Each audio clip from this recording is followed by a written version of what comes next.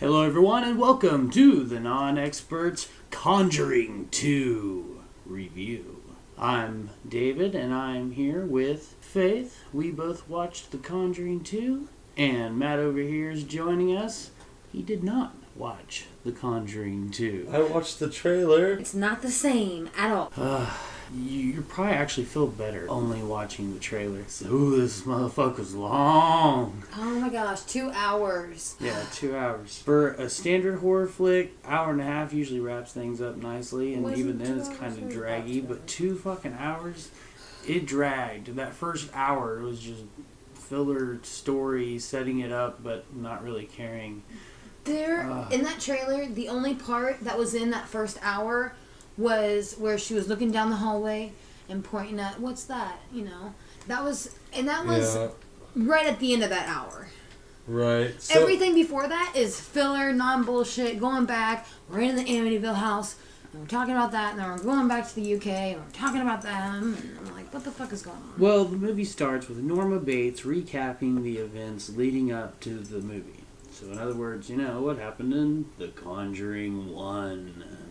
And Norma does play creepy very well. I mean, she did her part fairly good. She plays creepy, but she also seems to be typecast in anything where you're just hesitant, very resistant to change in the movie. Shit's happening and she doesn't want to process it. She doesn't want to accept it. A lot how she did in Bates Motel, where she's just going, Norman, No, you can't do that, no. It does have a hint of also bad decisions. These characters don't make great decisions. No, because they leave, you know. I mean, do any horror movie characters make good decisions? Oh, Right. let's all split up. She at least lives through this one, though. Yeah, they all Her live and happily the power of ever Jesus after, Christ blah, blah, compels blah, the blah. demon at the end. Spoilers. Oh, yeah. Yeah, We there's got many spoilers. But it's a long road to that, I really. take it that, but the little girl actress, what was her name? Janet? I call her Janet. Possessed Kid because I don't really know. Yeah, she did really, really good. She acted very well. I think she was one of the best actors in the whole thing. Because she had to do, they had, voice, you know, the old man was coming out and talking through her, but it was still her. That's still exorcism cliche bullshit, and that's mostly just the sound effects guy going crazy. Yeah, she did okay, but she got to play the only fun part in the film, really. Yeah, I from the trailer, it seemed like it was like The Exorcism to me. Yeah, it wasn't really a haunting. I mean, it was a haunting, but it was also a possession because he was using her like a puppet and talking through her. She said at one point that she couldn't feel him on the inside of her. She could feel him coming behind her, using her that way. So she wasn't, I don't think she was quite as possessed. If as this much shit as he really was just using her. happened, yeah, it was crazy and all, but for me, the part that just made it a flat-out comedy mixed with very boring setup scenes was the demon. The demon was pure CGI. He was fake-looking as fuck. So bad. There was one point in it where he was walking. It was walking down the hallway, and you see its shadow, and it was all twisted. But it looked so fake. I felt like I was watching a Tim Burton movie. It Looked like stop-motion type shit. Yeah, it was It just wound up being a horrible. little girl because she possessed as fuck. But Yeah, but I don't know. It was just really, really digitalized. And what I did not like, this was my biggest pet peeve with the entire fucking movie, was that the ghost, you could see it. In any other kind of haunting movies, ghost movies, whatever, you can't really see. You saw the old man. it's like the theory of less is more. Yeah. And it was all jump scare. It was all set up for a jump scare. So we can set it for another jump scare. So we can set it for another jump scare until at least an hour 15 in to where it finally gives you some creepy imagery to go by. I really haven't seen a really good just jump scare horror movie in a long time. I can't even. The jump scare, I mean, I don't jump scare easily. I hate horror movies just because they're not scary to me anymore. since I'm grown. And they're just the same played out bullshit, same old cliches. Ooh, rocking chair by itself. Ooh, I'm gonna do a close up with the flashlight in the face. I'm so scared. And oh, furniture's gonna go flying across the wall. You know, so, I mean, only one jump scare got me, and I was expecting to turn around and see, like, a demon-y thing, or whatever. No, it was an old guy standing behind her. It felt like there was just an old guy chasing this little girl through over half the movie. I mean, the demon was controlling the ghost, wasn't it? Yeah. But it just, all we could mostly see was the old man running around trying to get this little girl. And all this started because the little girl decided to mess with a fucking Ouija board.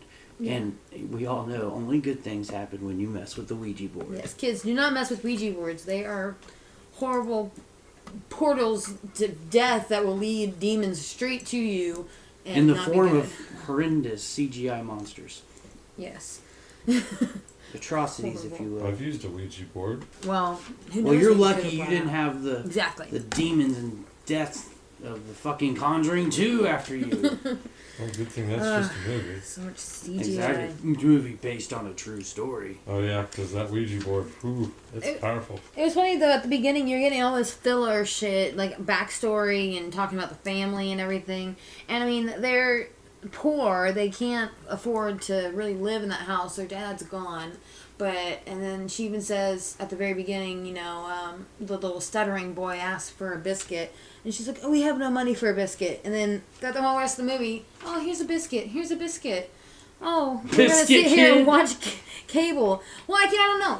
It's the stuttering kid, and then that's the biscuit kid, too. Is a stuttering kid. Except for the possessed girl, all those children are just interchangeable children of the corn to me, and they just pop in and out of this movie at will. And afterwards, you just completely forget they ever existed. The English kids, there was 4 kids, okay? But they're 2 boys, 2 girls. But the second boy, you hardly ever saw him, and he would like disappear for a while and then magically come back, and then disappear for a while. More than one kid in it? There's 4 kids in that living in the house. That's a little excessive, isn't it? There's a boy Couldn't that tell stutters. by the trailer though, right? And I thought the boy that stutters would be more, I thought he was going to be the creepy child, not the little girl. He got promoted to, if you will, Biscuit Boy.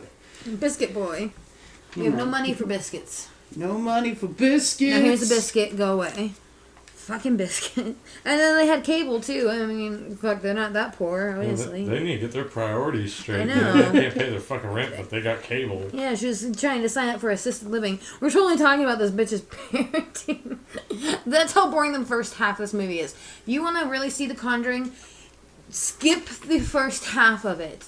When you go to the theater, just walk in, wait an hour, walk in. Walk in 20 minutes before that fucking film is done, and then you're good. Because the last 20 minutes were wonderful. It was all in the trailer. I mean, it was really nice. It had a really nice story. It's kind of like how I felt about Paranormal Activity. Watched the first 30 minutes, went home. No, it's fucked up because it gets to the point where they think they're lying and shit. They think the girl's lying and shit, but they gotta have proof. And they give up on her, and right after they give up on her, it shows them not giving up on her, and then going through the audio and determining the solution of the problem. And everything is so slow up to this point, but as soon as this point happens, they're going through the exposition and the magical MacGuffin on how to get rid of the demon, like at rocket fire space. They're just talking so fucking fast.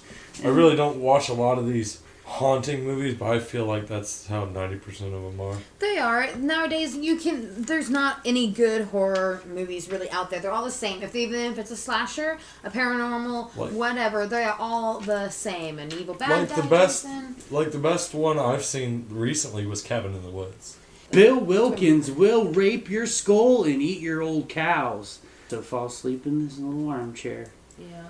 It's a great scene there. Now, who was it that died in that armchair in 2003? It's at the end, there was he lived in that house until he died in 2003, sitting in the same chair that Bill Wilkinson died in. Well, if I was smart, I would have looked it up, but I didn't think of it, so you know what? Oh. Some guy died there. You know the answer to that. Put that in the comments. It was Peggy, and it was Peggy, but I don't remember which a dude named Peggy. Was it Sideburn guy? I don't know what his name was. All I know is it was Bates and Burns for most of this movie. Just Sideburns guy and Norma Bates just trying to be missing for like 45 minutes of the film. But when they're there, they're good. They're good. Yeah, it went so back and forth. Demons. I hated that. I thought it was going to be all about the Amityville house. I thought it was either going to be like a prequel or something. You know, I didn't watch the trailer before I actually started watching this, so I had no idea what to expect. I thought it was going to be an Amityville You should horror movie. expect jump scares and white people, because that's what this movie should have been called. Jump scares and white people. That's what you got. People.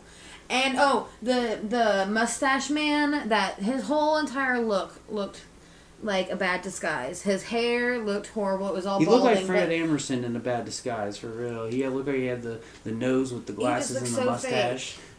He did. He looked really fake. I mean, I can see where they were going with it, but it just looked really fake. No, is that one of those disguises, you know, like you get in the no, it's like the actor wasn't really bald. The actor wasn't really bald, but the character was bald. So you could they made see him through. bald. So you could see through the bald cap. Not really, but it just looked fake because he wasn't actually bald. It just he looked fake to me, and I don't know. Then with the mustache and the glasses, really didn't help. It just all looked. He looked like a old crazy mad scientist guy. Just looked weird. I didn't like it. Yeah, but he had a daughter in the movie, and she died. But I just really didn't care because a lot of this exposition in the movie was just blah blah blah. I don't care. Get to the next jump scare so I can get out of here. Who had a daughter and died? The bad disguise guy. When did that happen? During the exposition that we blatantly didn't care about because we almost fell asleep and probably checked our Twitter or something. I missed that somewhere. Well, they didn't really try very hard to captivate us either. Yeah. It's mostly like, you blah out your line so I can blah out my line so we can get to the scary CGI demon. Yeah, well. Anyways, on a scare factor, 1 to 10, how scary was this movie? 5.5, 6, I guess, if I'm being generous. I would give it like a 2. And not being very generous because I mean it was creepy. I gave it that. It was a little. I had some creepy moments, and the actor and the little girl actress was creepy and had some creepy children. But it was just so full of cliches. And I hated the fact that the ghost, you could see him like without looking tortured or darkened or demented or ghostly or invisible the whole time. I just hated it. Just hated it. And I give it -3,000 because I can, and I didn't watch the damn thing. I guess if you grew up not knowing what life without a computer is, then you might have been scared. If you're 12, it's your first movie, you might pee your pants a little. But it's just blah, middle of the line. I've seen... Anybody under You know what 18? would have made this movie better? This movie would have been better with some good old-fashioned practical effects. They would have made a fucking cool-ass model that just looked like a scary fucking demon. That would have looked a lot more realistic than PS3 graphics. Do some contouring on the face to make him look all sunken in and, darken him a little bit, and we're going to be fine. Do a little bit of CGI. There's amazing things you can do with practical effects mixed with CGI. Yeah, do just like a little bit of CGI to make him a little transparent, and it would have been great, If I can't put my dick on it, I don't want to watch it, unless it's like a cartoon. If it's not if it's a movie, if there's not a real actual effect there in front of the camera that I can just rub it on and have my way with, then what's the real point? True. Because I don't want to put my dick, inside of a PlayStation 3 graphic. Wow. Because I can't feel nothing because it's not real. Thank you so much for that visual, David. But if I could eventually, after this movie's been done, buy a model, buy a little Yoda and just put my balls on him, on his little puppet ass, that's more real than, putting my balls on Yoda from episode 2. Because, he was CGI. I don't understand that reference. Oh, because he was CGI in that one. Oh, okay. Yes. Well, I think we should just end on that very confusing. Don't you? Do you have anything else you need to say? I don't have anything to say. What can you say? What can you say after that, Maddie? Fucking Yoda over here. I really did not care for this movie. Yeah. Copyright infringement.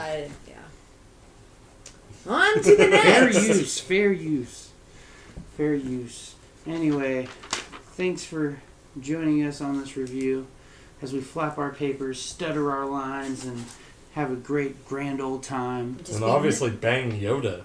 And just be non-experts at everything that we do in life. But we have fun. Yeah, I It'd guess. be awesome. Yeah. Whatever. That. Bye! See ya. Bye. Like, comment, share, and subscribe, please. Please. Yeah. Follow us on Twitter. Yeah, follow us on Twitter too. Please. Are they gone? I don't know. I'm scared. Turn off, turn off, turn off, turn off!